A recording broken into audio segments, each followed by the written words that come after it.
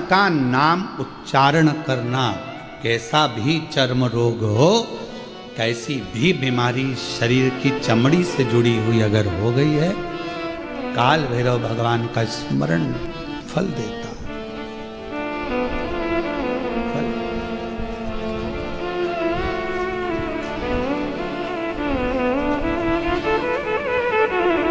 भैरव भगवान का नाम लेकर जल समर्पित कर कर, मां भैरवी का स्मरण कर कर जल की धार का स्मरण।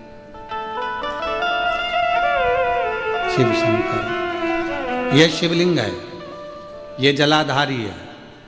जब जल चढ़ाएं, दक्षिण में खड़े होंगे, जहां पानी बहता है वो उत्तर में जाता है। शिव जी का जो पानी है वो बहकर कहां जाता है? उत्तर में। तो जहां से पानी बहता है उसके ठीक विपरीत में खड़े होकर बैठकर आप शिव जी को यहां जल चढ़ाएं। ओम भैरवाय नमः। शिव भैरव का नाम लेकर जल समर्पित करें। मां भैरवी का नाम लेकर यहीं से जल की धार यहां चढ़े। जो जलाधारी है गोल चौकोर, जो भी जलाधारी आपके पास के मंदिर में, वहां भैरवी का, मां भैरवी का नाम लेकर, पहले बाबा का भैरव शिव का नाम लेकर यहां, और मां भैरवी का नाम लेकर यहां जल समर्पित करें। जो जल चढ़ता है उसी जल का प्रोक्षण अपने शरीर पर करें, या थोड़ा सा झेल कर लाकर उसको पूरे जहां जहां तकलीफ है पूरे शरीर में लगाना प्रारंभ करें। डॉक्टर की दवाई भी खाते रहें, इलाज भी कराते रहें, और साथ में ये बाबा भैरव का नाम भी लेते रहें। आराम लगेगा, होगा। शिव तत्व की प्राप्ति का सुख है।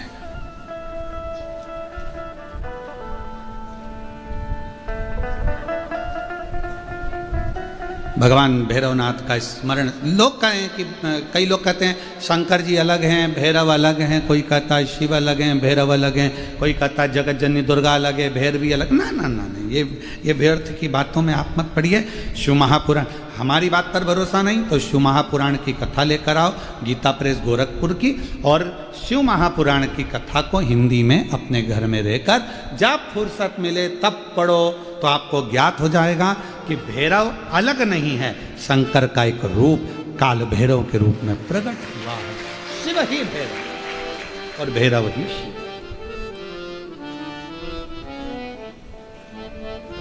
हनुमान जी कौन है? शिव का। हम हनुमान जी को अलग नहीं मान सकते। शंकर ही हनुमान है और हनुमान ही शंकर है, दोनों में कोई भेद, हम उसको अलग नहीं मान सकते। दुनिया भले भेद करे वो अपनी जगह पर हमारी व्यासपीठ ये भेद करना नहीं सिखाती। हमारी व्यासपीठ तो कहती है राम ही शिव है, शिव ही राम है, दत्त ही शिव है, शिव ही दत्त, कृष्ण ही शिव है, शिव ही विष्णु ही शिव है, शिव ही विष्णु, सब एक में नजर आ रहा है। और सारे तीर्थ धाम, निरंतर भरचक गर्मी भी पड़ रही हो और गंगा उनके सिर पर लगातार टपक रही हो, ऐसी पुण्यमय धारा कहीं नहीं मिलने वाली। सहज है, सरल है।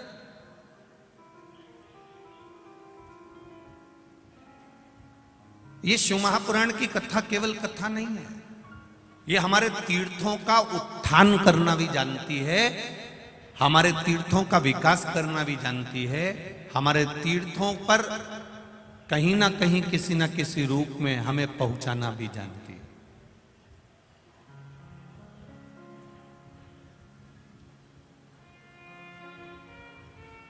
कितना सुंदर स्वरूप है। अभी हम शिव मंदिर में गए, शिवालय में, तो वहाँ पर कार्यकर्ता और पंडित जी आदि कह रहे थे, गुरु जी एक तो ये गंगा के रूप में यहाँ कोटेश्वर में बाबा का दर्शन होता है, लगातार पानी गिरता रहता है, और एक सर्प के रूप में दर्शन होता है। और बहुत दिनों के बाद यहाँ कल से एक सर्प आकर बैठा हुआ है और उसका दर्शन ही हमको लगता है कि महादेव का दर्शन। ये शिव तत्व है। आप भगवान का भजन करना, आप कीर्तन करना, आप स्मरण करना, ढूंढते ढूंढते आप ये शिव महापुराण के पंडाल तक पहुंचे हो तो एक दिन कभी ना कभी मेरा महादेव भी आपकी दुख की घड़ी में आपको ढूंढते ढूंढते आपके दरवाजे पर पहुंच जाए। बस विश्वास, भरोसा और उस भरोसे की दृढ़ता आपके भीतर होना चाहिए। हम शिव जी को जल चढ़ा रहे हैं, पर जल चढ़ाने में भी कहीं हम अपना जल चढ़ाते चढ़ाते किसी को दिखा तो नहीं रहे हैं, अपन किसी को ये तो नहीं बताना चाहते कि मैंने शिव जी पर इतना जल चढ़ाया, मैंने इतना दही चढ़ाया, मैंने इतना दूध चढ़ाया, मैंने इतना अभिषेक किया, मैंने इतने बेलपत्र चढ़ाए। शिव महापुराण की कथा यहां तक कहती है, आप अगर 1.25 लाख बेलपत्र शंकर को समर्पित कर रहे हो, आप 1.25 लाख कमल के पुष्प शंकर जी को समर्पित कर रहे हो, तो शिव महापुराण की कथा कहती है कि एक शंकर जी पे चढ़ा हुआ बेलपत्र ही उठाकर धोकर अगर आपने शंकर जी को चढ़ा दिया तो वो 1.25 लाख बेलपत्र के बराबर हो जाता है।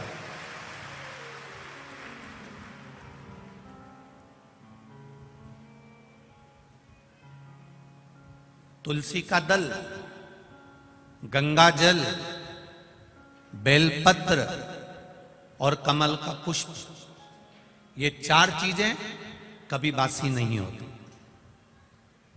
गंगा का जल अगर आपका 2 साल, 5 साल, 10 साल, 15 साल, 20 साल पुराना भी रखा है तो वो बासी नहीं होता। कमल का पुष्प भगवान शिव को समर्पित करने के बाद 5 दिन तक बासी नहीं होता। बेलपत्री, एक बेलपत्री देवाधिदेव महादेव पर चढ़ी हुई है, उसको धोकर चढ़ाते रहें, वो कभी बासी नहीं होती। और तुलसी का दल कभी बासी नहीं होता, ये बासी है ही नहीं।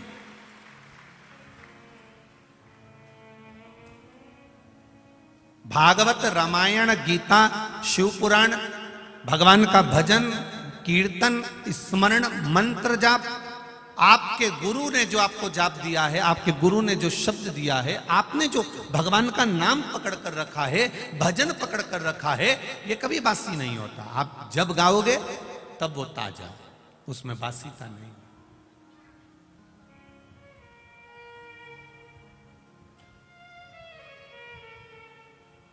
एक अखबार को अगर 5 बार पढ़ लोगे ना, एक अखबार को अगर 10 बार पढ़ लोगे तो बोर हो जाओगे। एक किताब को अगर 5-10 बार पढ़ लिया तो बोर हो जाओगे। एक मैगजीन को 5-10 बार पढ़ लिया तो बोर हो जाओगे। मन नहीं लगेगा कि ये मैगजीन हमने पढ़ चुके हैं, ये अखबार हम पढ़ चुके हैं, ये किताब हम पढ़ चुके हैं। पर एक शिव महापुराण को आप हजारों वर्षों से श्रवण करते करते आ रहे हो, भागवत जी को 5200 वर्ष से सुनते हुए आ रहे हो, रामचरितमानस को जीवन आप लोगों का निकल गया, सुनते सुनते दादा परदादा अपनी जिंदगी निकाल लिए, पर आज तक उसको पढ़ते पढ़ते, आज तक उसको सुनते सुनते ये कभी ऐसा मन में भाव उत्पन्न नहीं हुआ कि अब मेरा सुनने का मन नहीं करता, अब मेरा पढ़ने का मन नहीं करता। इसको जितना सुनो, जितना पढ़ो, जितना धारण करो, ये उतना उभर कर हमारे सामने आता है। जैसे कोटेश्वर की कथा में पंचपुष्प शिव महापुराण की कथा है। आज पूरा विश्व इस 5 दिन की कथा में भगवान शंकर को चढ़ने वाले 5 पुष्प को जानने के लिए बैठा है, पूरा विश्व बैठा है।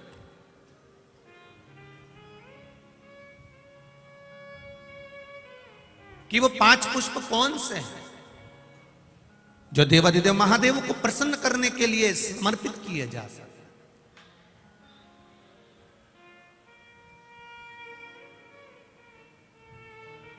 और पुष्प की भी मूलता वो है, कितना विचित्र है हमारा शास्त्र। वायु पुराण कहता है,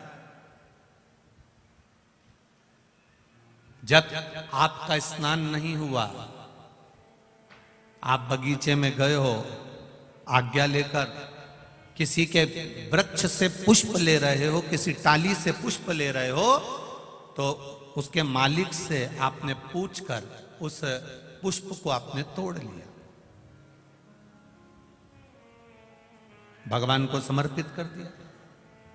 और यदि वही पुष्प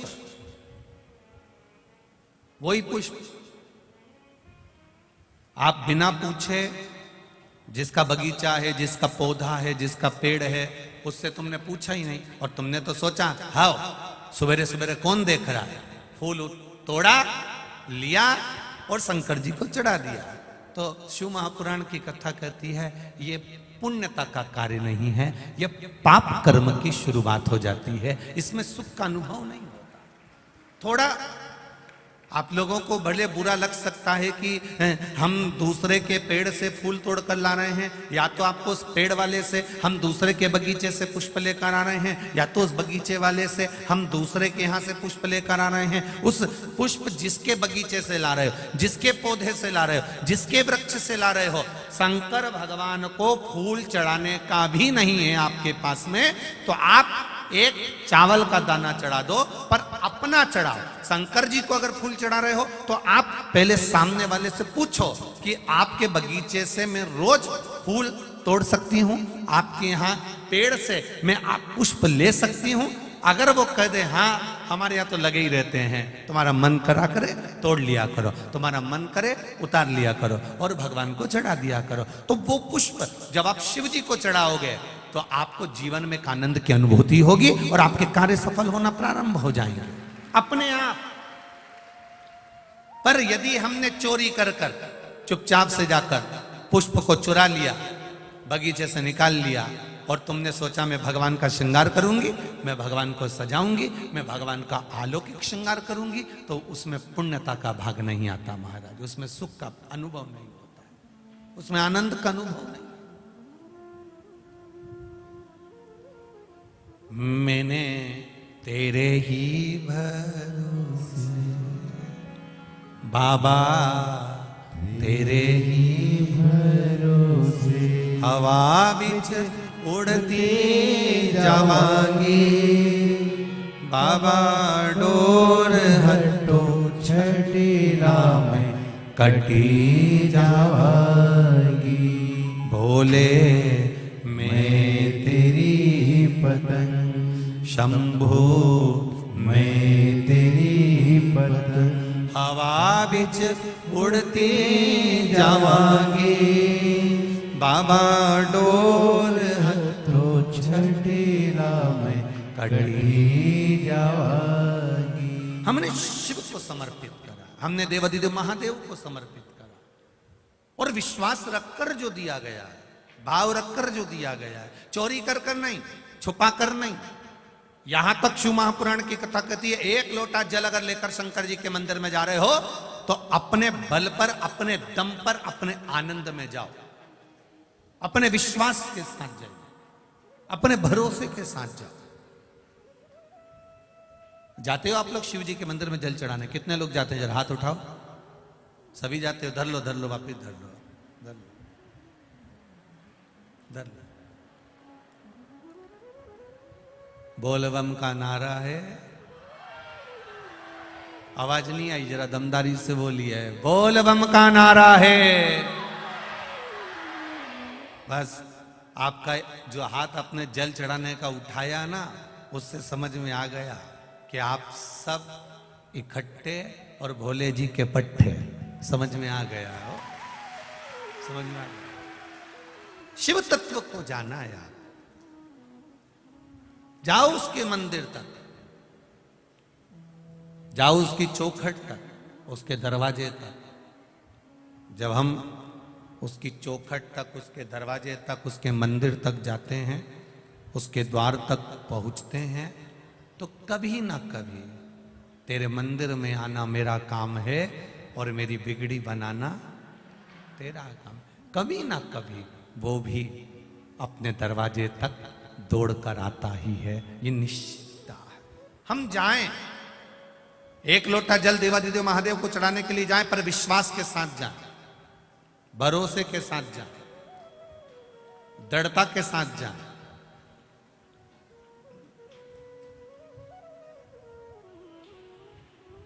शिव महापुराण की कथा कह रही। देवराज नाम का ब्राह्मण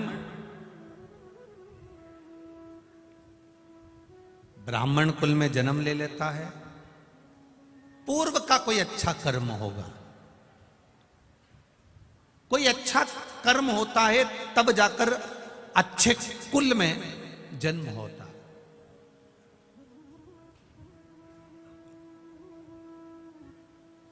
अब अच्छा कुल शिव महापुराण की कथा कहती, किसको कहा गया?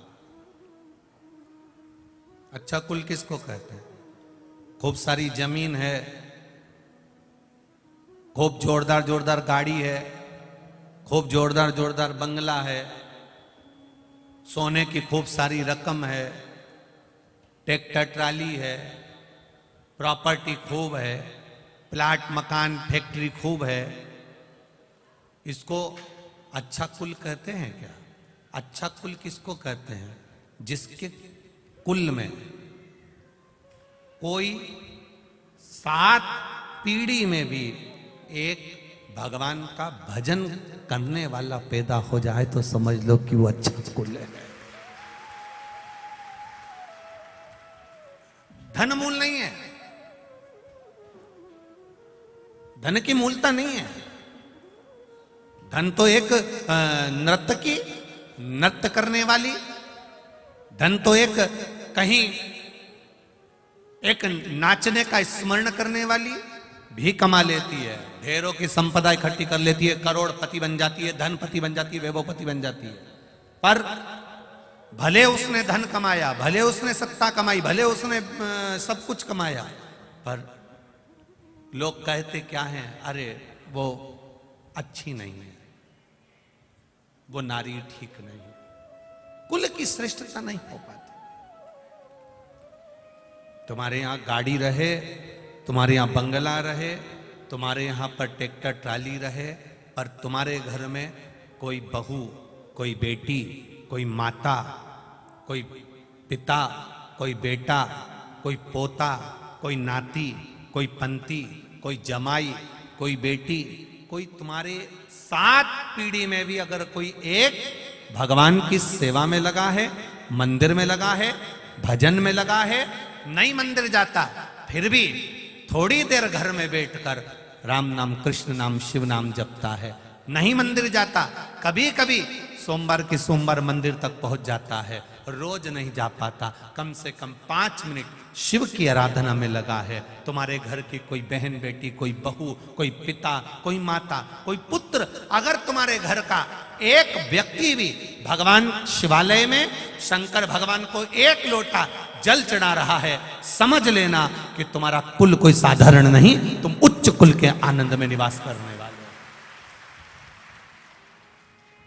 अब गाड़ी है, बंगला है, जमीन है, जायदाद है, ट्रैक्टर है, ट्राली है, सब कुछ है, सुख सारा है, पर ये मन परमात्मा तक नहीं जा पा रहा, तो फिर वो सुख किस काम का? ये तो एक पीढ़ी का सुख है, आज भोगोगे, मरे, फिर 84 लाख योनियों में पड़े, फिर पड़े।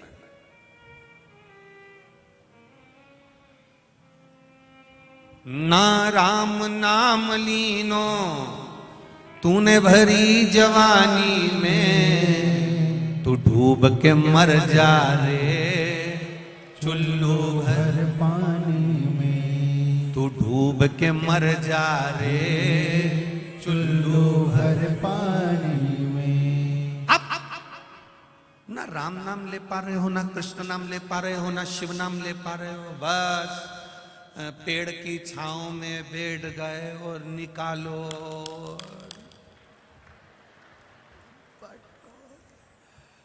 बस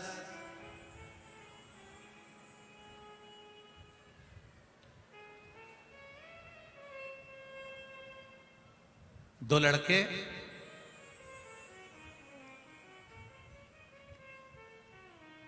कल की कथा में स्मरण, 2 लड़के कल हम लोग वहां सबके राम वाले कार्यक्रम में इंदौर गए थे, तो उसमें कुछ लोग कह रहे थे हमारा भी मन करता है इतना बड़ा आयोजन करें, हमारा भी मन करता है भंडारे करें, हमारा भी मन करता है कि खूब बड़े बड़े भंडारे करें।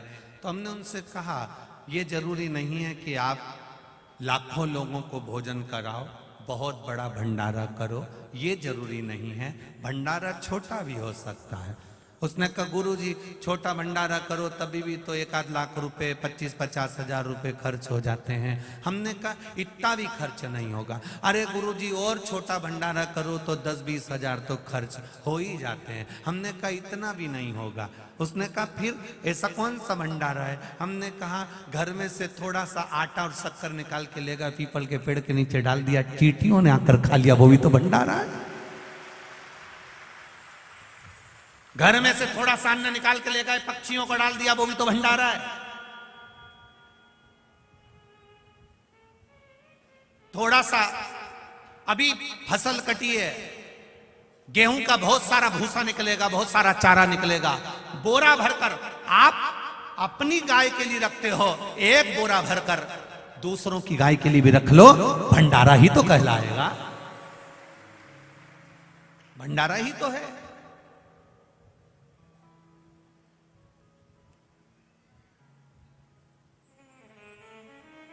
महाराज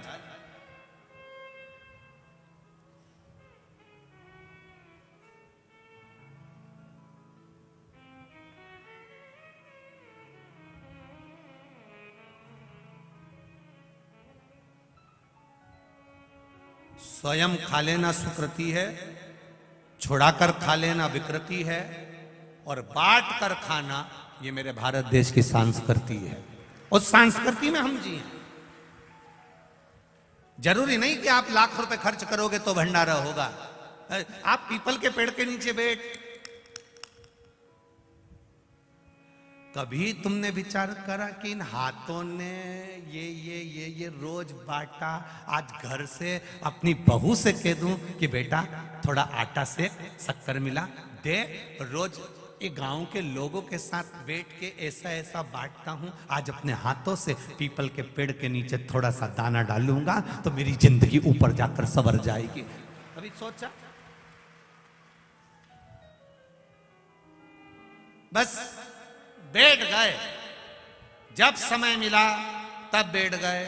4 बजे पेड़ के नीचे बैठ गए, 5 बजे पेड़ के नीचे बैठ गए, 6 बजे पेड़ के नीचे बैठ गए। पर बैठो, शिव महापुराण की कथा कहती, अभी ग्रेटर नोएडा की कथा में वर्णन करा था, एक चाय, यहां बाहर जाना चाय पीना 5 रुपए की मिल जाएगी, वही चाय छोटा नागदा जाना किसी होटल में बैठकर पीना 10 रुपए में मिलेगी, वही चाय और आगे जाना बेटमा, और बेटमा में किसी वीआईपी होटल में बैठकर पीना 50 रुपए की मिलेगी। वही चाय इंदौर चले जाना 5 स्टार 7 स्टार होटल में जाकर पीना 150-200 रुपए की मिलेगी। चाय वही है, शक्कर वही है, दूध वही है, पानी वही है, आगी में तपाई भी वही है। चाय यहाँ 5 की है, आगे गए 10 की हो गई, और वीआईपी में गए 50 की हो गई, और इंदौर पहुंच गए 200 रुपए की हो गई। 7 स्टार में उस चाय को 5 स्टार होटल में जाकर पिए, वो 200 रुपए की हो गई। चाय वही है, बस वो चाय कहां जाकर बैठी है उसकी कीमत देखिए। ठेले पर थी वो चाय 5 रुपए की थी, होटल पर पहुंची उसकी कीमत बढ़ गई, और होटल पर पहुंची उसकी कीमत बढ़ गई, 5 स्टार होटल में चाय पहुंच गई 200 रुपए की हो गई। उसी तरह तुम कहां बैठे हो, तुम्हारी कीमत तुम स्वयं बना सकते हो कि तुम बैठ कहां रहे हो। फालतू लोगों के साथ बैठोगे कीमत घटेगी, सत्संग में जाकर बैठोगे, शिव महापुराण में जाकर बैठोगे, राम कथा में जाकर बैठोगे, रामायण में जाकर बैठोगे, सुंदरकांड में जाकर बैठोगे, कहीं अच्छी जगह में जाकर बैठोगे तो तुम्हारी कीमत परमात्मा जानता है कि तू कोहिनूर हीरा है, वो जान लेता है कि इसकी कीमत क्या है। और बैठ जाओ किसी वो मदिरा पीने वालों के साथ गलत, फिर कीमत है, कहीं का भी आएगा नहीं तो गाली से बात करेगा, गाली से। और यहां तुम बैठ जाओ कहीं का गाली से बात करके बता दे भला, और साहब कैसा हो, और साहब कैसा हो, आओ साहब, बैठो साहब, आराम से बैठो साहब, कितना कितना सम्मान दे। और तुम वो गलत लोगों के साथ बैठो, तुम्हारा कोई सम्मान दे? यहाँ लोग भजन सुना है ना, देसी देसी सुना है, तो सम्मान दे तुमको। पहले ही शब्द निकले वहीं डायरेक्ट, गोरे हमारी जगह बैठ गया, और यहां तुम कहीं पर भी बैठ जाओ, श्री शिवाय नमस्तु। यहां जो देगा वो भजन देगा, यहाँ जो देगा वो नाम देगा, यहाँ जो देगा वो राम नाम कृष्ण नाम देगा, यहाँ जो देगा वो भगवान का भजन देगा, और वहां जो देगा वो देसी देसी देगा। अब मन तुम्हारा है कि तुम अपने आप को किस जगह पर ले जाकर बैठाना चाहते हो। कितने दिन की कथा है? बोलो बोलो, जम के बोलो री जीजी, और जीजा उन भी बोलो, कितने दिन की है रे? 5 दिन की कथा। अब 5 कर्मेंद्री, 5 ज्ञानेंद्री, इनको सवारने के लिए यह पंच पुष्प शिव महापुराण की कथा है। कोई कितई के आजकल तो तू हमारे पास आके बैठ ही नहीं रिया, उससे कह देना अब आजकल मैं 5 स्टार होटल में बैठ रिया, अब मैं थारे साथ नहीं बैठी रही, अब मैं तो 5 स्टार में बैठ रही। अब मेरे को बस वहां बैठो। क्यों बैठे?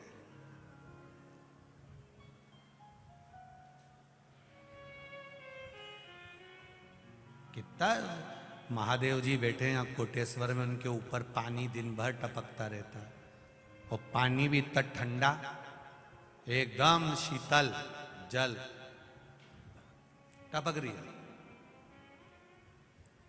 कोटेश्वर के आसपास के लोगों से महादेव जी कह रहे हैं अपने भेजे को ठंडा रखना रे,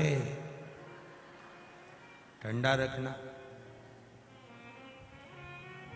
ज्यादा बड़बड़ मत करना, मेरे जैसे चुपचाप मैं जैसे बैठा हूं शांति से एक कोने में चुपचाप भेजा ठंडा करके बैठे रहो।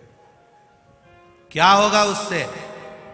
जितना चुप बैठोगे, जितना मौन बैठोगे, कीमत अपनी वाणी की रख कर बैठोगे, तो दुनिया की कथा का वाचन कर रहे हो। एक ब्राह्मण जहां शंकर भगवान की कथा का वाचन कर रहा है, वहां बैठ गए।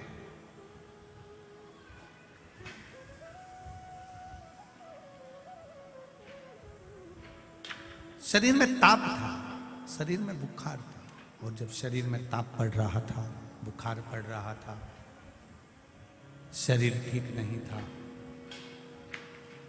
तब ब्राह्मण देवता बार बार चिल्ला रहे थे हर हर महादेव। इसको बड़ा क्रोध आ रहा था, इसको बड़ा क्रोध आ रहा था, और उस क्रोध के कारण ये वहां से निकलकर एक बेलपत्री के वृक्ष के नीचे जाकर बैठ गए।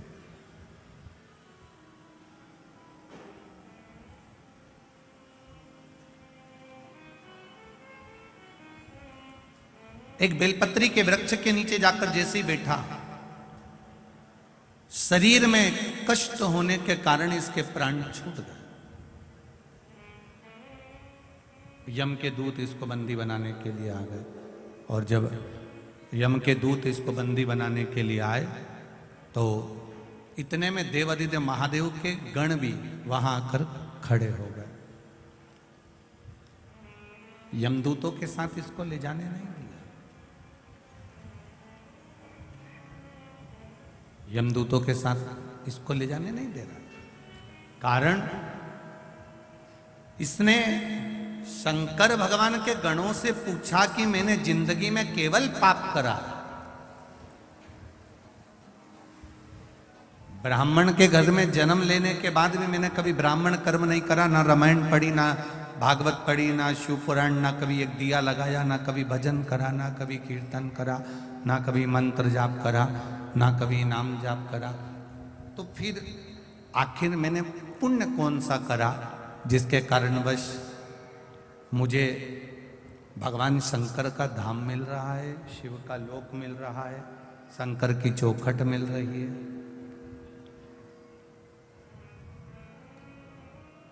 आखिर मैंने करा क्या है?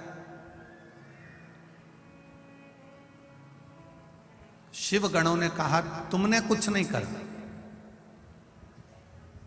तुम्हारी माता ने एक लोटा जल जो देवाधिदेव महादेव को चढ़ाया था, बस उसी जल का पुण्य तुम्हें प्राप्त हुआ। एक बात आपको पहले भी कही, आज फिर कहते हैं, सारे पुराण शास्त्रों में ये लिखा हुआ है कि इसको सुनने से 7 पीढ़ी तर जाती है, ऐसा करने से 7 पीढ़ी तर जाती है। केवल शिव महापुराण की कथा, स्कंद पुराण की कथा ये कहती है कि शंकर भगवान पर एक लोटा जल चढ़ाने वाला या शिव महापुराण की कथा को सुनने वाले की 7 पीढ़ी नहीं 71 पीढ़ी तर जाती है। ये शिव तत्व।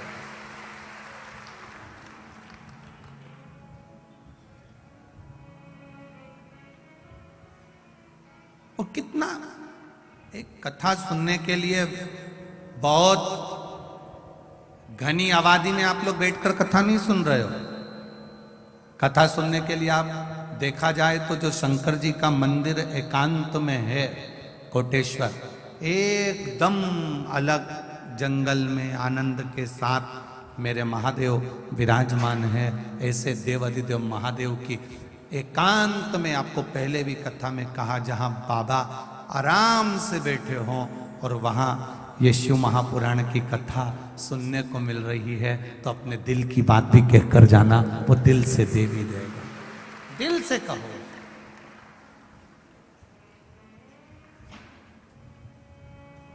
मैंने तेरे ही भरोसे बाबा, तेरे ही भरोसे हवा बिच उड़ती जावागे, बाबा डोर हटो छठीला मैं कटकटी जावा। अब दिल से कहो।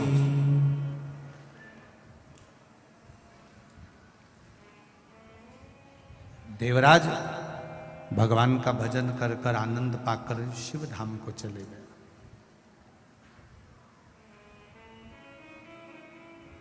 शिव जी पर चढ़ाने वाली वस्तु, शिव जी को समर्पित करने वाली वस्तु, शंकर भगवान को देने वाली वस्तु अपनी खुद की हो। पहले के लोग क्या करते थे? मंदिर जाते थे, मंदिर का ही जल भरकर शिव जी को चढ़ा देते थे। अब आप लोग मंदिर का जल लेते हो क्या? बोलो बोलो, जम के बोलो जरा। नहीं लेते। कहां से लेकर जाते हो? अपने अपने घर से लेकर। कारण क्या है? वास्तु दोष होता है तो घर में होता है, पितृ दोष होता है तो घर में होता है, काल सर्प दोष होता है तो घर में होता है। घर के हंडे में से, मटके में से, परिंडे में से जब हम एक लोटा जल लेकर जाते हैं और शिव जी को समर्पित करते हैं, तो अपने घर के सारे दोष अपने आप समाप्त हो जाते हैं। केवल जल समर्पित कर देने पर, केवल जल चढ़ा देने पर सारे दोष मिट जाते हैं, सारे दोष। भगवान शिव ओगड़दानी, त्रिकालदर्शी, कैलाशी, अविनाशी, मेरा देवाधिदेव महादेव, करुणा करने वाला। भ्रमण करने के लिए पुष्पदंत गंधर्व आता है। पुष्पदंत गंधर्व जब पृथ्वी पर भ्रमण कर रहा होता है, भ्रमण करते करते इसकी एक आदत थी भगवान शिव की भक्ति करना, भगवान शंकर का भजन करना, भगवान शंकर का स्मरण करना, शिव जी की आराधना करना, शिवलिंग की पूजन करना। अब पुष्पदंत गंधर्व ने विचार करा कि मैं पृथ्वी पर आ गया हूं, क्यों ना यहां शंकर के शिवलिंग का निर्माण करूं और उसका पूजन करूं। एक पार्थिव शिवलिंग का निर्माण पुष्पदंत गंधर्व करने लगा।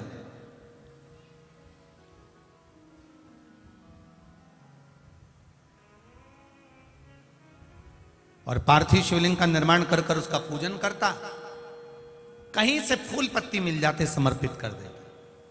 एक बार उसके मन में आया कि चलो जरा मैं भ्रमण कर कर आता हूं। भ्रमण करते करते करते करते राजा चित्ररथ के सुंदर उद्यान में, सुंदर बगीचे में पहुंच गए। कभी कभी आप भी जाते जाते रास्ते में किसी का पौधा देख लेते हो, किसी का पेड़ देख लेते हो, किसी का बगीचा देख लेते हो, किसी की वस्तु देख लेते हो, आपके भीतर भी वो उस फूल को अगर कोई पेड़ पे से, डाली पे से तोड़ा जाता है तो नहाकर नहीं तोड़ते। भगवान को चढ़ने वाले पुष्प को बिना नहाए तोड़ा जाता है। नहाकर पुष्प नहीं तोड़ा जाता।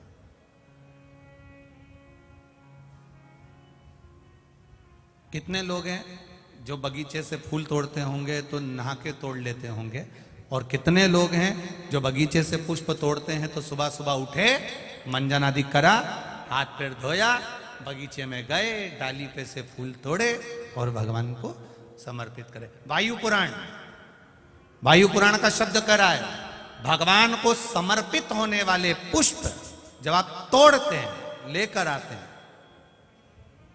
और पुष्प का एक नियम है, पुष्प धोया भी नहीं जाता। पुष्प को पानी में धोते नहीं, जैसा डाली से मिला है बस उसको लिया, रख दिया। जब आप पूजन करने के लिए बैठे और पूजन के समय पर उस पुष्प को तुमने उठाकर भगवान को समर्पित किया, भगवान को चढ़ाया, भगवान को समर्पित करना प्रारंभ करा। अब आप लोग कहेंगे गुरुजी शरीर बासी है, शरीर हमारा, बताओ हम स्नान करें नहीं है और स्नान नहीं करे और फूल तोड़ लिया तो वो फूल अशुद्ध नहीं हो गया? वो फूल शुद्ध ही नहीं हुआ। वायु पुराण कह रही है, वायु पुराण वर्णन कर रही है भगवान को चढ़ने वाला पुष्प जब हम डाली पे से उतार कर लेकर आते हैं और लाकर हम भगवान के पास में कहीं स्थान पर रख देते हैं, और स्नान करने के बाद जब हम शंकर भगवान को याद, कोई भी राम जी को, कृष्ण जी को, ठाकुर जी को, देवी जी को वो पुष्प जब समर्पित करते हैं तो उससे ना जाने कितने कितने दोष हमारे जीवन के समाप्त हो जाते हैं। ये वायु पुराण वर्णन कर रहे हैं। ना जाने कितने कितने दोष हमारे समाप्त हो जाते हैं। ये वायु पुराण कर रहे हैं, ये वायु पुराण। अब पुष्पदंत गए, देखते देखते चित्ररथ राजा के बगीचे में प्रवेश कर गए। अब चित्ररथ राजा के बगीचे में प्रवेश कर, बड़ा सुंदर बगीचा था, बड़ा सुंदर, देखकर मन में उमंगता आ गई कि मुझे इसमें से पुष्प तोड़ना है। राजा चित्ररथ के बगीचे में प्रवेश कर गए, बिना पूछे, बिना जाने, बिना बात करे, बस बगीचे में गए और फूल तोड़कर, पत्तियां तोड़कर लेकर आ गए और लाकर उन्होंने भगवान शंकर को समर्पित करना प्रारंभ किया।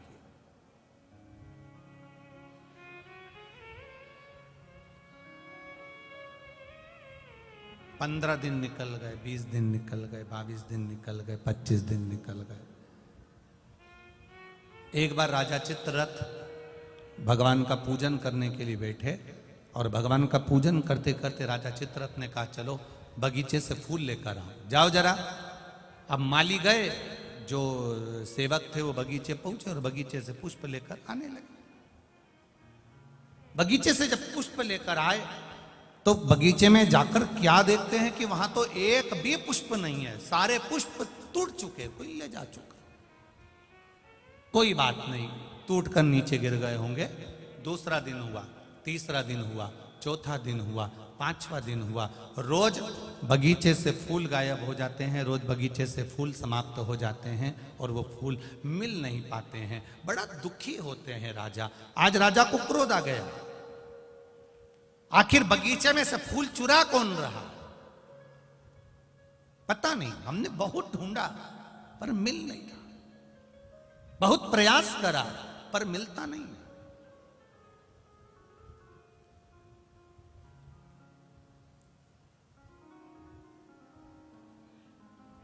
दूसरे दिन दूतों को बगीचे में चुपचाप से बिठा दिया गया, पर पुष्पदंत गंधर्व को तो वर मिला हुआ था, पुष्पदंत गंधर्व को आशीर्वाद मिला हुआ था कि ये दिखेगा नहीं, इसकी वाणी सुनाई नहीं देगी, इसके चलने पर इसके कदम की आवाज नहीं आएगी।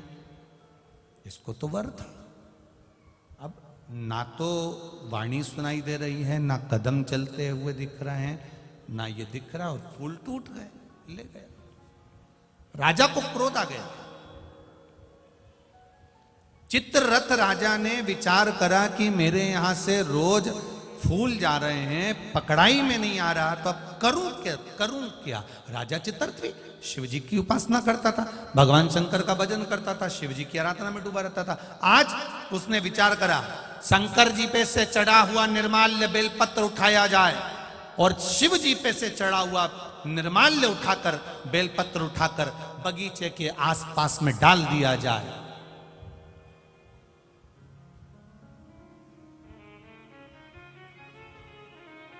लोग समझते नहीं हैं। मंदिर में जाते हैं, भगवान पे चढ़ा हुआ फूल, भगवान पे चढ़ी हुई बेलपत्री पूरे मंदिर में जहां वहां पड़ी रहती है और लोग उस पे से चलते हुए, लांघते हुए निकल जाते हैं।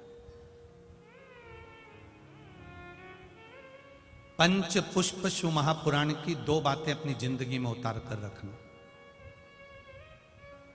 यदि कोई बड़ा रोग अपने जीवन में नहीं चाहते हो, इस मुख को जिंदगी भर शुद्ध चाहते हो, और इस मुख में कभी कोई बड़ी बीमारी नहीं चाहते हो, तो 2 बातें अपनी जिंदगी में उतार कर रखना। एक, भगवान के पड़े हुए निर्माल्य पर कभी लांगा ना जा। दूसरा, अपने मुख में पान खाकर, गुटखा खाकर या कोई वस्तु खाकर जो मंदिर के लिए रास्ता जा रहा हो, भगवान की कथा के लिए रास्ता जा रहा हो, भगवान के द्वार पर रास्ता जा रहा हो, वहां अपने मुख से थूका ना जाए। जितने लोग पार कर कर जाते हैं उतना दोष आपको लग जाता है और आपका जीवन नष्ट हो जाता है।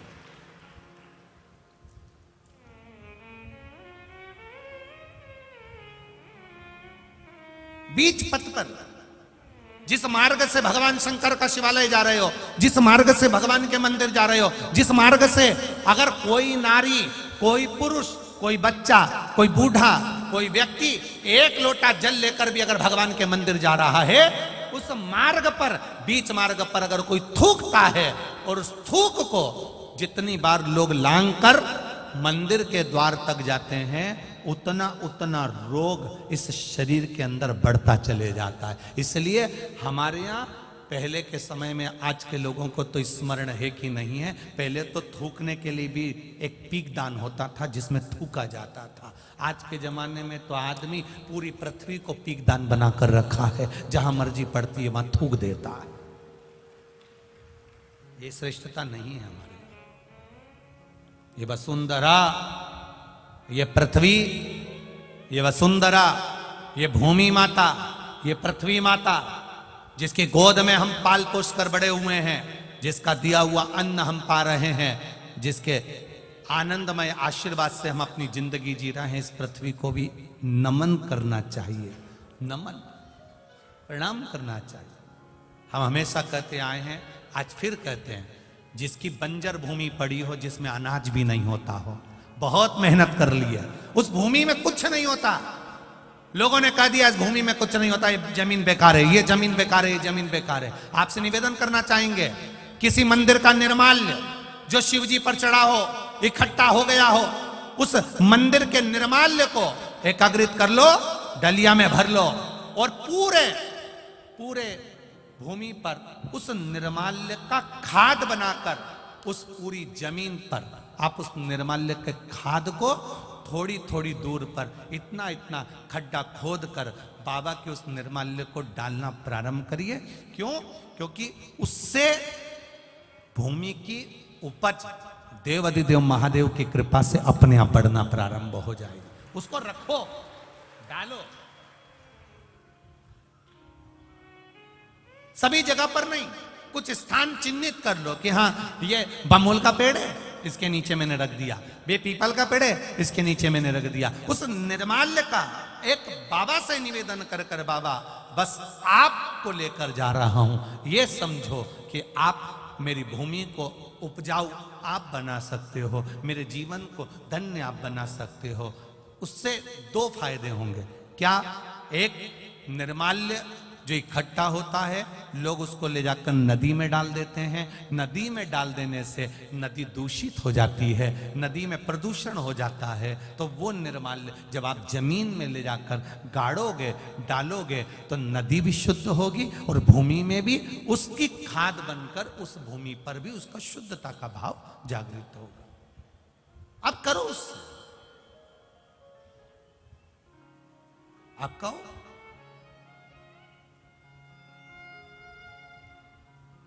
हर कहीं थूक देना, हर कहीं पर पान खाकर थूक दिया, तंबाकू खाकर थूक दिया, कहीं पर भी तुम्हारा मन पड़ा और तुमने पिचकारी, ना ना ना ना ना, शिव पुराण कर रही है, उससे हमें दोष लगता।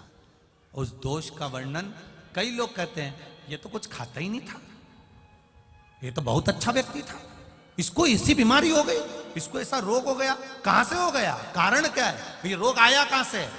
हो सकता है इसकी आदत में था, घर से निकलता था, कहीं देवालय शिवालय पढ़ता था, ध्यान नहीं दे पाता था, थूक दिया, उस पे से निकलकर लोग जाते रहे, मंदिर पहुंचते रहे, उसका दोष जिंदगी में आ जाता है, वो दोष है। पहले के समय में गांव के लोग तो आज भी जानते होंगे कि पहले पीक दान चलता था, आप लोगों के स्मरण में होगा, कभी कभी आप लोगों ने देखा भी होगा, छोटा सा रहता था, उसमें लोग थूक देते थे, उसमें लोग खुला कर देते थे, पर यहां वहां लोग नहीं थूकते थे, पर चला, अब लोगों ने वो चालू कर। दो चीजें स्मरण में रहे, कोटेश्वर बाबा का दर्शन करने जाओ, महाकाल बाबा का दर्शन करने जाओ, ओमकारेश्वर बाबा का दर्शन करने जाओ, चाहे तुम्हारी मर्जी पड़े, जिस शिवालय में दर्शन करने जाओ, जिस मंदिर में दर्शन करने जाओ, उस मंदिर में अगर कोई बेलपत्री जमीन पे पड़ी है, कोई फूल पड़ा है, आप दर्शन करने आए हो ना, उसको उठाकर किसी एक कोने में, किसी एक जगह पर ले जाकर पटक दो।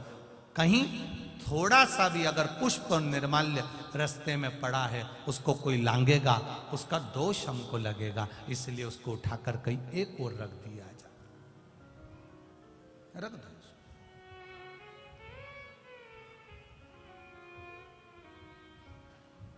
हम तो यहां तक कहते हैं, किसी मंदिर में पुजारी जी बैठे हैं, पंडित जी बैठे हैं, कोई आया दर्शन करने के लिए, आप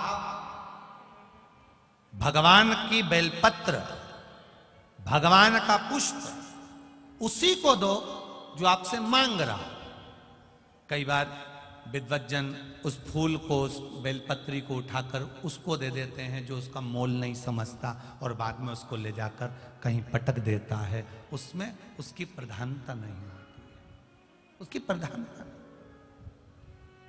ये शिव महापुराण की कथा अगर आज कोटेश्वर में हो रही है, आदरणीय ठाकुर साहब श्री शरद सिंह सिसोदिया जी अगर इसको करा रहे हैं, तो उनका मूल उद्देश्य क्या है? इस शिव कथा में वही पहुंचता है जिसको शंकर भगवान पकड़कर खींचकर बुला लेते हैं। मूलतः है कि इस कथा के माध्यम से जन जन का कल्याण हो, संपूर्ण विश्व का उद्धार, संपूर्ण जगत का कल्याण।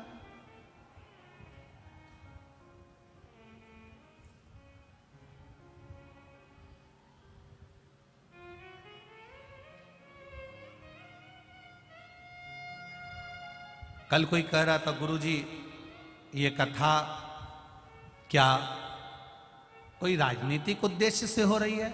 हमने उनसे कहा राजनीतिक उद्देश्य से होती अगर ये शिव पुराण की कथा तो कोटेश्वर जैसे जंगल में नहीं होती, कहीं के शहर में होती, जिससे और आनंद की अनुभूति। ये बाबा कोटेश्वर के चरणों में हो रही है, ये भाव है, हम तो ठाकुर साहब शरद सिंह जी सिसोदिया जी को और उनके परिवार को धन्यवाद देना चाहेंगे जो शिव पुराण को आप कोटेश्वर तक लेकर आए हो।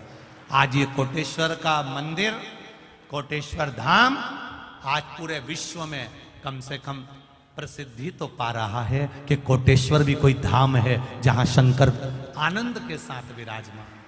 आज प्रेरणा तो मिली है लोगों।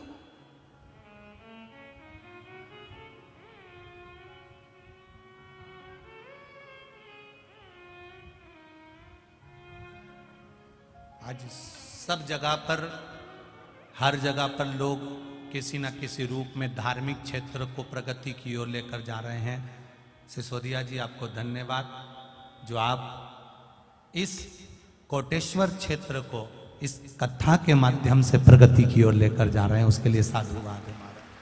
साधुवाद है, बहुत बहुत साधुवाद। शिव कथा जीवन का एक आनंद तत्व है, जीवन का एक लक्ष्य तत्व। पुष्पदन, निर्माल्य, चारों तरफ देखो निर्माल्य भी दो चीजों में कार्य कर जाता है, एक रक्षा के लिए, एक अपने कार्य की सफलता के लिए।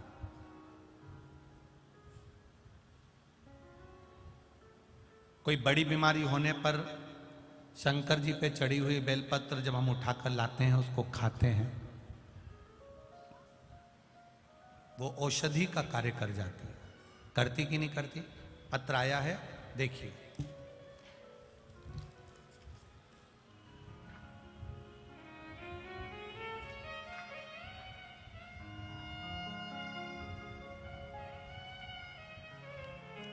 मेरा नाम विनीता अजय शेलार, गांव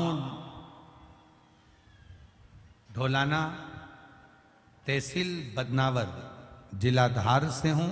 मेरा मोबाइल नंबर ये है। कहीं बैठी हो तो हाथ हिलाइएगा, कहीं बैठी हो तो हाथ हिलाइएगा, जहां कहीं बैठी हो। अच्छा इधर है क्या? हाथ हिला दो सर। श्री शिवाय नमस्तुभ्यम। मेरा नाम विनीता अजय शेलार, गांव ढोलना, तहसील बदनावर, जिला धार से हूं। मेरा मोबाइल नंबर ये है। गुरुदेव, एक लोटे जल का मैं क्या वर्णन करूं। मेरी एक बेटी है जो मुझे ऑपरेशन से हुई थी, उसके बाद में संतान का सुख रुका। घर के लोग कहने लगे कि इसको तो कभी संतान होगी नहीं, पुत्र होगा नहीं। लोग ताने पर ताना देते रहे। गुरुदेव, मैंने भी आपकी कथा 2020 में टीवी पर सुनी और विश्वास जागा कि बाबा से अपने दिल की बात टीवी के सामने बैठकर कहती हूं। सियोरवाला महाराज कहते हैं कि आप जहां बैठकर कथा सुन रहे हो वहीं बैठकर बाबा से प्रार्थना करो। श्री शिवाय नमस्तुभ्यम जब बोला जाता था, मैं भी बाबा से कहती थी मुझे भी संतान का सुख देना, एक पुत्र दे देना। सारे लोग ताना देते हैं, ऐसी कृपा कर देना। गुरुदेव, बाबा की कृपा से मेरा गर्भ ठहरा, पर गर्भ तो ठहरा, साथ में कोरोना महामारी आ गई। कोरोना महामारी में मैं बीमार पड़ गई, कोरोना हो गया। उससे बाबा ने मुझे, गर्भ में बच्चा है और मुझे बचा लिया। बचाते बचाते जब 8 महीने का गर्भ आ गया तब डेंगू हो गया। डेंगू हुआ। डेंगू होने पर मुझे बरनागर ले गए, रतलाम ले गए, पर बाबा की कृपा से बड़ी मुश्किल से बची। गुरुदेव, बाबा ने कृपा करी। सबने, डॉक्टरों ने हाथ ऊंचे कर दिए कि इसको डेंगू है शरीर में और बच्चा गर्भ में है, ये बच्चा ठीक नहीं होगा, इसका जापा ठीक नहीं होगा, इसकी डिलीवरी ठीक नहीं होगी। छोड़ दिया। रतलाम ले गए। रतलाम के हॉस्पिटल में भी डॉक्टरों ने मना करा कि डेंगू के चलते हुए बच्चे का जन्म कैसे करा, और साथ में इसको बीमारी भी बहुत, क्या करा जाए। पर बाबा के भरोसे एक बेलपत्री शंकर पर चढ़ी हुई साथ ली, हाथ में लेकर हॉस्पिटल में लेकर गए। 6 दिसंबर 2021 को बाबा की कृपा से मैंने जो मांगा था, मेरे यहाँ पुत्र रत्न की प्राप्ति हो गई। बाबा को धन्यवाद देते हैं। और शिव तत्व की प्राप्ति है। बैठिए बहन। श्री शिवाय नमस्तुभ्यम। ये शिव है। ओ घड़ी, एक पत्र और है, बड़ा भाव से आनंद से लिखा।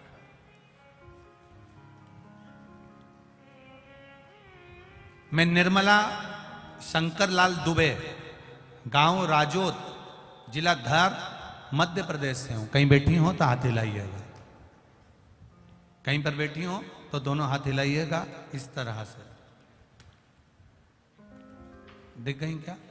अच्छा, सामने हो, दोनों हाथ हिला दो दीदी। हाँ ठीक है। श्री शिवाय नमस्तुभ्यम। मैं निर्मला शंकरलाल दुबे, गांव राजोद, जिला धार, मध्य प्रदेश से हूं गुरुदेव। शंकर भगवान का क्या वर्णन करूं। 2019 में हम दोनों पति पत्नी को कोरोना हो गया, बाबा की कृपा से बचे हैं गुरुदेव। गुरुदेव, मेरी 4 बेटियां हैं। सबसे बड़ी बेटी की शादी को कई साल हो गए थे। हर साल सोचते थे कि इसको संतान हो जाएगी, संतान हो जाएगी। 6 साल निकल गए, 7 साल हो गए, संतान का सुख नहीं था गुरुदेव। सारे डॉक्टरों को दिखा लिया, सारा इलाज करवा लिया, तो भी संतान का सुख नहीं हुआ गुरुदेव। आखिरी में सोच लिया कि इसको संतान नहीं होगी, क्योंकि डॉक्टर भी मना कर रहे थे। तब आपने सफेद आंकड़े की जड़ का उपाय बताया। वो सफेद आंकड़े की जड़ शिवजी पर से उतारकर तुम रूका जी का नाम लेकर कमर में बांधना था। बस वही करा और श्री शिवाय नमस्तुभ्यम कहकर शिवजी को जल चढ़ाते, आचमन करते। बाबा की कृपा से मेरी बेटी के घर, जिन डॉक्टरों ने मना कर दिया था, और बाबा की कृपा से उसके घर में बेटे का जन्म हुआ है। इसलिए मैं यहां प्रणाम करने आया। बैठिए बहन। हर हर महादेव। तेरी कृपा बिना न हिले एक भी अणु, लेते हैं श्वास तेरी कृपा से तनो तनो। आप शिव भक्ति का स्मरण करें। एक बात और बड़े अच्छे से कहना चाहेंगे, प्रयास करना।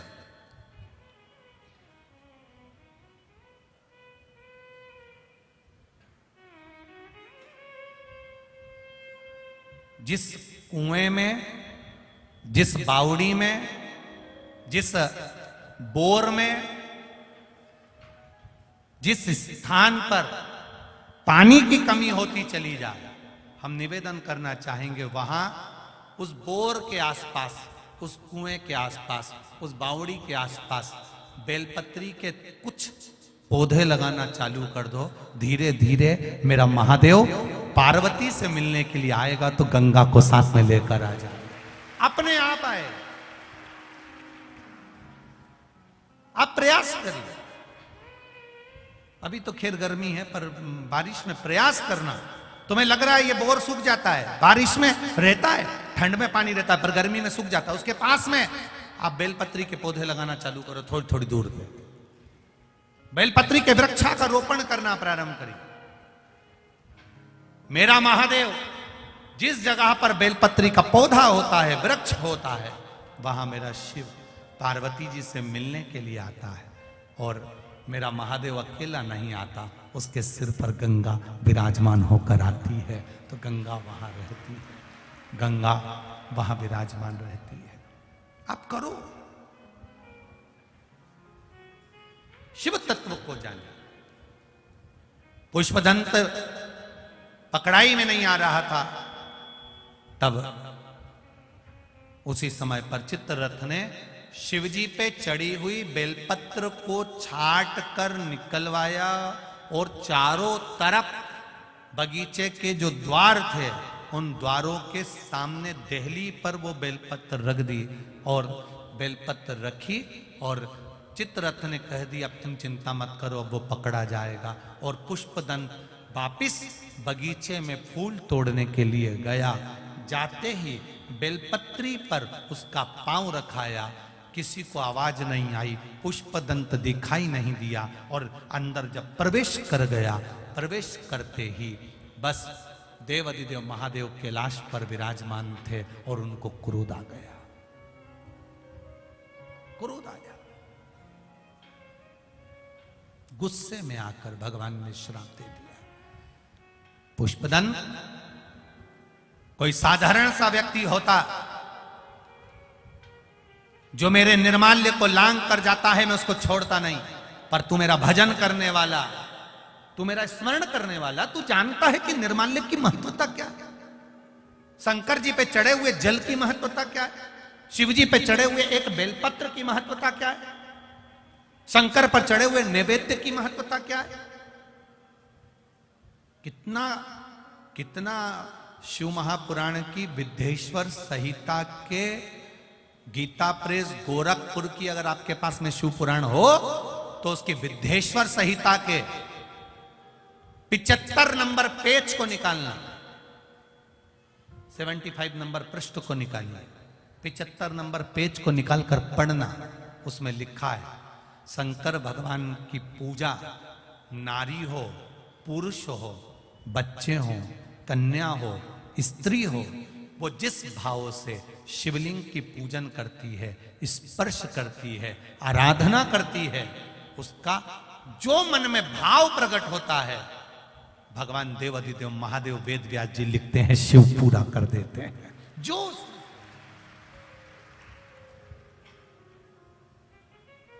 शंकर भगवान पर चढ़ा हुआ जल, शिव जी पर समर्पित किया हुआ जल जो आचमन कर लेता है, शरीर में कितने भी रोग हो रहे हो वो रोग धीरे धीरे समाप्ति की ओर जाना प्रारंभ कर देते हैं। समाप्ति।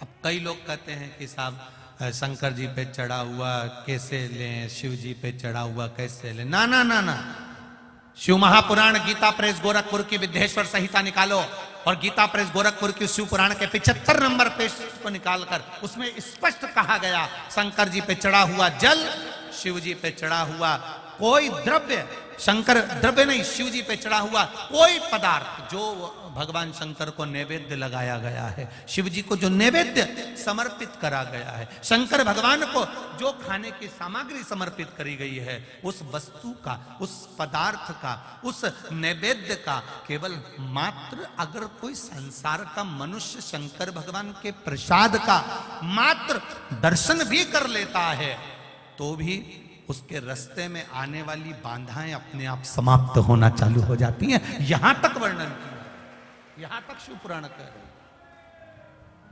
ये शिव तत्व यहां तक कह रहे, ये ओगरदानी की कथा यहां तक कह रहे।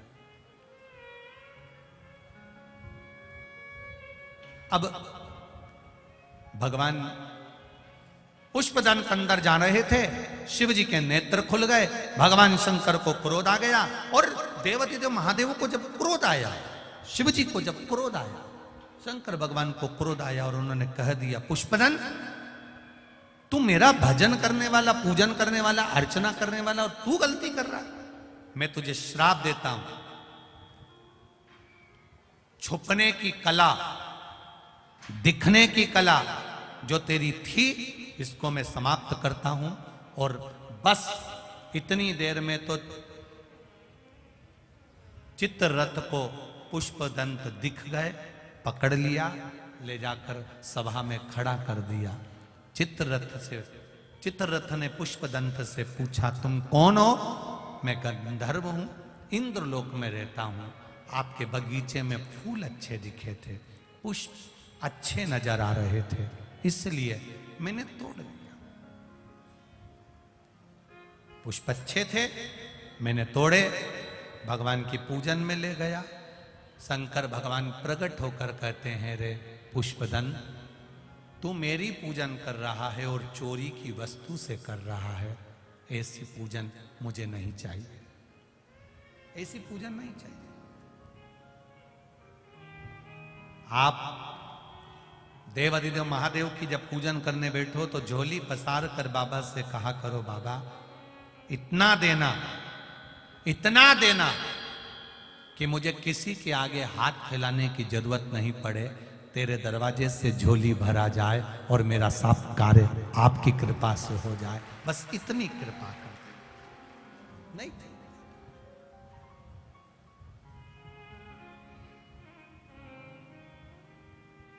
क्या भोला सब दुख काटो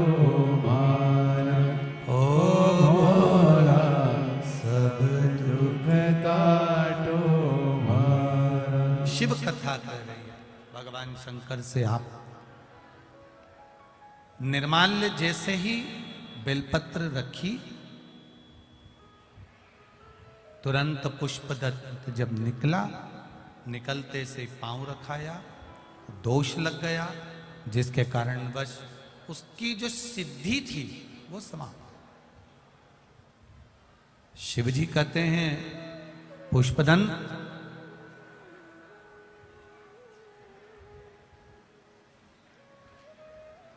अपना खुद का जल, अपना खुद का पुष्प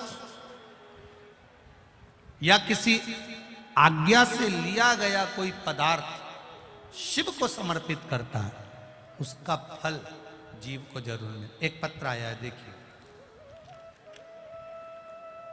गिरधारी जी वर्मा, जन शिक्षक, शासकीय हाई स्कूल खेड़ा, बदनावर। कहीं आप ही हैं? दोनों हाथ ऐसे हिला दो एक बार। हाँ, ऐसे हिला दो, दोनों हाथ ऐसे हिला दो। श्री शिवाय नमस्तुभ्यम। गिरधारी जी वर्मा, जन शिक्षक, शासकीय हाई स्कूल खेड़ा, बदनावर। एक बार वापिस हाथ हिला दो। मैं 3 वर्षों से एक्जिमा बीमारी से परेशान था। इंदौर में, अहमदाबाद, उज्जैन के नामी चिकित्सकों से भी बहुत इलाज करवाया, परंतु कोई आराम नहीं लगा था। पूरे शरीर में एक्जिमा था, वो मिट ही नहीं रहा था। डॉक्टरों के हिसाब से ये बीमारी हमेशा के लिए रहती है, समाप्त नहीं होती है। टीवी पर कथा सुनी, मेरी बेटी ने कहा वो सीहोर कुबेरेश्वर धाम चलते हैं, वहां से रुद्राक्ष लेकर आते हैं। 26 दिसंबर को मेरी बेटी के साथ सीहोर गए, रुद्राक्ष की प्राप्ति करी, लेकर आए। वही रुद्राक्ष का जल शिव जी को चढ़ाते, आचमन करते। आपने कहा था एक बेलपत्र शंकर जी पे चढ़ी हुई खाना चाहिए।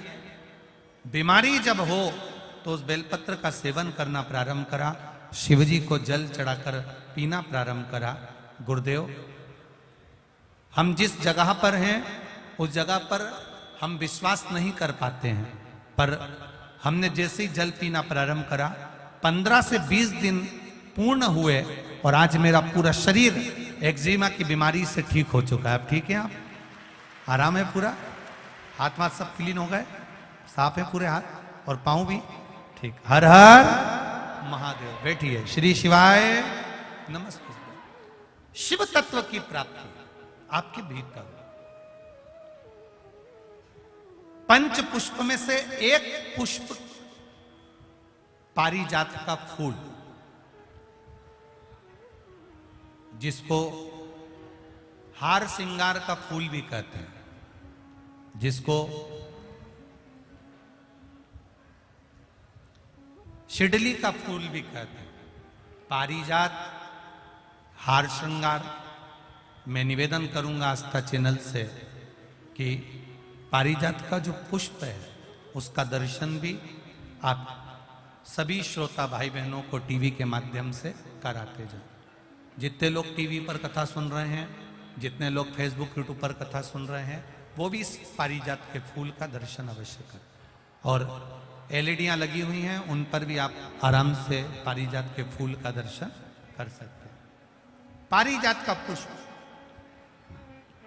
हार श्रृंगार का फूल, ऊपर से सफेद, नीचे जो उसकी डंडी होती है वो थोड़ी नारंगी होती है, संतरे के कलर की होती है, नारंगी कलर। महाराज,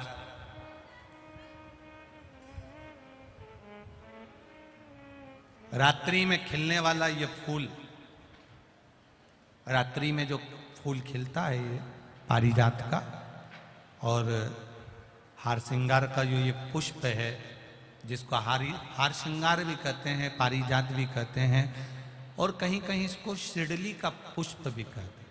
ऊपर से सफेद होता है, नीचे उसकी जो डंडी होती है वो नारंगी कलर की होती है। शिव कथा कर रही है, शिव महापुराण का चरित्र करा। जिस समय पर संतान की प्राप्ति नहीं होती या किसी कारणवश किसी कारण से हमारे यहां वंश की वृद्धि नहीं होती, तब देवाधिदेव महादेव की आराधना पारिजात के फूल से करी जाती है। अब उस पुष्प को चढ़ाने का एक तरीका है, जरा ध्यान दीजिएगा। पंच पुष्प शिव महापुराण की कथा आप लोग सुनने के लिए बैठे हो, बड़ी आस लगाकर बैठे हो, उसको समझिए। पारिजात का जो फूल शिव जी को चढ़ता है, भगवान देवाधिदेव महादेव को चढ़ता है, जैसे ये शिवलिंग है, मान लो ये शंकर भगवान का शिवलिंग है, ये जलाधारी है, ये जल नीचे गिरने का स्थान। आप लोगों ने पहले कथा सुनी है ना सबने, आपको सबको मालूम होगा। राइट में गणेश जी का स्थान, लेफ्ट में कार्तिकेय का स्थान, बीच में अशोक सुंदरी की जगह। जहां पर यह शिवलिंग रखा है वो माता पार्वती जी का हस्त कमल। शिवलिंग के रूप में, शंकर भगवान के रूप में यह शिवलिंग है। ऊपर से जो एक एक बूंद जलाधारी नीचे गिरती है वो शंकर भगवान की 5 लड़कियां, जया, विषहरा, शामली बारी, दौतली और देव, ये शंकर जी की 5 बेटियां हैं। वंश वृद्धि के लिए, कार्य सिद्धि के लिए, वैभव प्राप्ति के लिए या अपने हृदय की सुख समृद्धि के लिए, संतान प्राप्ति के लिए पारिजात हार श्रृंगार के फूल की शिव जी को आराधना होती है। हार श्रृंगार का जो पुष्प होता है, अशोक सुंदरी वाली जगह पर हम पारिजात के पुष्प को समर्पित करते हैं। उसकी डंडी का जो मुख है वो शिवलिंग की ओर होता है जब अपन अशोक सुंदरी पर चढ़ाते हैं, और फूल का मुख इधर होता है। वापिस उसी पारिजात के पुष्प को उठाकर हम माता पार्वती जी के हस्त कमल पर, जो गोल हस्त कमल है, वहां समर्पित करते हैं। उस जगह पर माता पार्वती जी की ओर से जो पुष्प समर्पित किया जाता है, उसकी डंडी पारिजात की हमारी ओर होती है, पुष्प का मुख महादेव की ओर होता है। तीसरी जगह, जब हम पारिजात के पुष्प को अशोक सुंदरी पे से उठाकर जगत जननी के हस्त कमल पर रखते हैं, हस्त कमल पे से उठाकर देवाधिदेव महादेव के शिवलिंग पर रखते हैं, उस समय पर पारिजात के पुष्प की डंडी शिवलिंग के ऊपर होती है और फूल का मुख अपनी ओर होता है। इस जगह पर पारिजात के पुष्प की डंडी के केसर से ही महादेव को त्रिपुंड लगाया जाता है और महादेव से प्रार्थना करी जाती है। अब पारिजात के फूल का केसर कैसे बनाना है वो भी एक बार आप लोग अच्छे से समझे। जैसे मान लो अभी पारिजात का तो फूल यहां पर नहीं है, पर आप टीवी पर दर्शन कर रहे होंगे। पारिजात पुष्प की जो पीछे की डंडी होती है, फूल सफेद और पीछे जो डंडी होती है नारंगी कलर की, केसरिया कलर की, उसको तोड़ लिया जाता है। तोड़कर ऐसी 25-50 फूल की पीछे की डंडी को तोड़कर उसको रख दिया जाता है। उसको धूप में नहीं सुखाते, केवल घर में उसको एक कटोरी में या थाली में रख दो, वो धीरे धीरे सूख जाएगा। सूखने के बाद उसको पीस लो, पीसकर उसका चंदन तैयार हो जाएगा पारिजात फूल की उस डंडी का। और जिस समय वंश के लिए, सिद्धि के लिए, कार्य सिद्धि के लिए या वैभव प्राप्ति के लिए हम पारिजात का पुष्प देवाधिदेव महादेव को समर्पित करते हैं, उस समय इसी को पानी में घोलकर देवाधिदेव महादेव को जब आप लगाएंगे तो जैसे केसर घुलती है, केसर का जैसे कलर होता है, केसर जैसी सुगंध करती है, वैसे की वैसे ही ये पारिजात की जो डंडी आप लोगों ने सुखाई है, वही डंडी का जो चंदन बनाया है, शिव जी को लेपन करा है, उस समय पर अपने हृदय की बात आपने जो देवाधिदेव महादेव को कही है, बस वही सुगंध हमारे जीवन में आना प्रारंभ हो जाती है। वो पारिजात, हार श्रृंगार। अब जरा ध्यान दीजिएगा, हार श्रृंगार के पुष्प, पारिजात का जो पुष्प है, सोमवार की अष्टमी पड़ने पर यदि हम देव अधिदेव महादेव की पारिजात के फूल से आराधना करते हैं, स्मरण करते हैं, तो उसका फल भी हमें अधिक प्राप्त होगा। पारिजात का पुष्प, हम तो यहां तक कहेंगे अगर आपके यहां हार श्रृंगार का पेड़ लगा हो, पारिजात का पुष्प यदि आपके यहां होता हो, रात को खिलता है, सवेरे मिलता है, ऐसा पारिजात का अगर वृक्ष आपके यहां लगा हो तो प्रयास कर लें। 12 महीने शिवरात्रि आती है,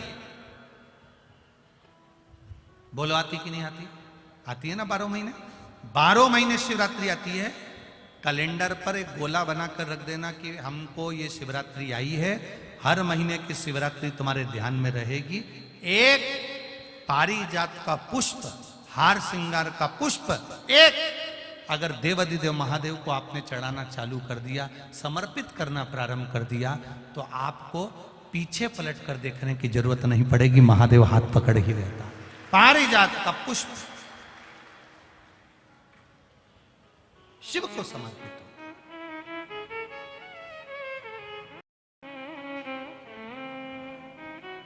सफेद कलर का पुष्प है, आप टीवी पर दर्शन कर रहे होंगे। केसरिया कलर की, नारंगी कलर की उसकी डंडी है, भगवान शिव को समर्पित पारिजात। जब हम देवाधिदेव महादेव को जल समर्पित करते हैं, भगवान शंकर को जब हम जल चढ़ाते हैं, उस समय पर भी भगवान को, अगर तुम्हारे पास में थोड़ा सा पारिजात की जो डंडी है सुखाई है, आपने पारिजात फूल के नीचे की जो डंडी है उसको तुमने सुखाकर अगर चंदन बनाया है, तो वो चंदन आप प्रतिदिन भी देवाधिदेव महादेव को समर्पित कर सकते हो। पारिजात पुष्प। एक बात और हमारे स्मरण में रहे,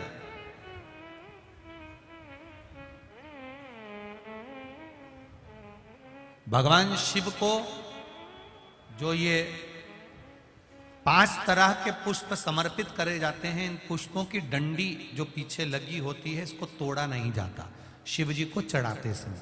इसका स्मरण आपको रहे।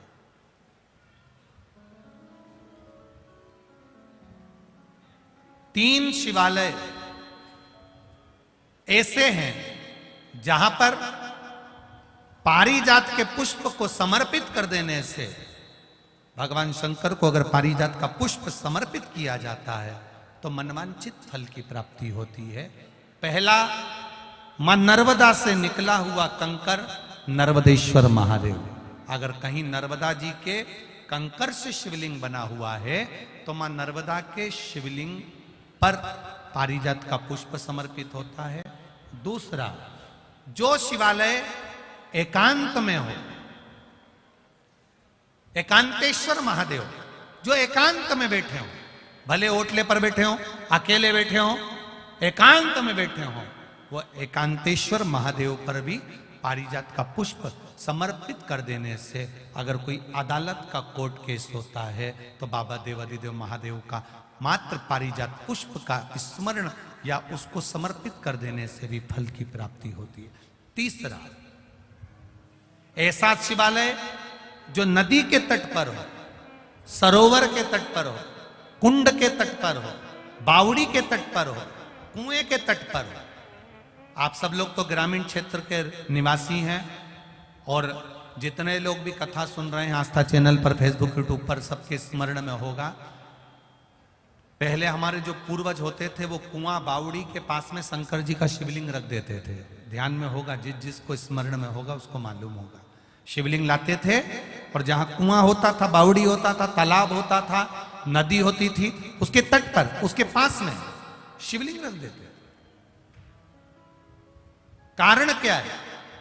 किसी जलाशय, कुआं, बावड़ी, तालाब, नदी, सरोवर, इसके पास में जो शिवलिंग होता है उस शिवलिंग को बहुत सिद्ध करने की जरूरत नहीं होती, स्वयं गंगा मैया उस कुंड बावड़ी के रूप में रहकर शिवलिंग को सिद्ध कर देती है और वहां स्वयं विराजमान हो जाती है महाराज।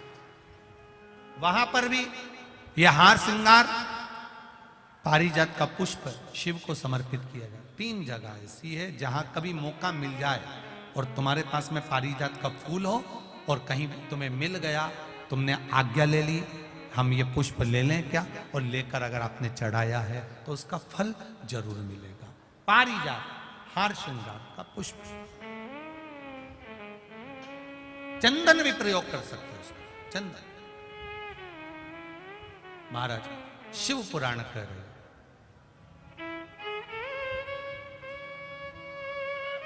चंचुला देवी ने अपने पति बिंदुक के लिए शिव महापुराण की कथा तुमरुका जी से करवाई है। और तुमरुका जी चंचुला देवी को जो कथा कहते हैं, देवाधिदेव महादेव ईश्वर जी गोरा जी बनकर, गणा और गोर बनकर, गणगोर बनकर मेरे देवाधिदेव महादेव माता पार्वती जी के साथ में शिव महापुराण के यजमान बनते हैं। 16 दिन भगवान शंकर को श्रृंगार में लगते हैं, 16 दिन माता पार्वती को श्रृंगार में लगते हैं। शिव जी को जो 16 दिन लगे वो 16 संस्कार हुए और माता पार्वती को जो 16 दिन लगे वो 16 श्रृंगार हुए। ये 16 दिन की गणगौर आज भी हमारे यहाँ पृथ्वी पर होती है। ईश्वर जी गोरा जी बनते हैं, गणा गोर बनते हैं। आज गणगौर का पर्व भी है पूरे भारत की भूमि पर। सभी सौभाग्यवती माताओं को गणगौर पर्व की बहुत बहुत बधाई।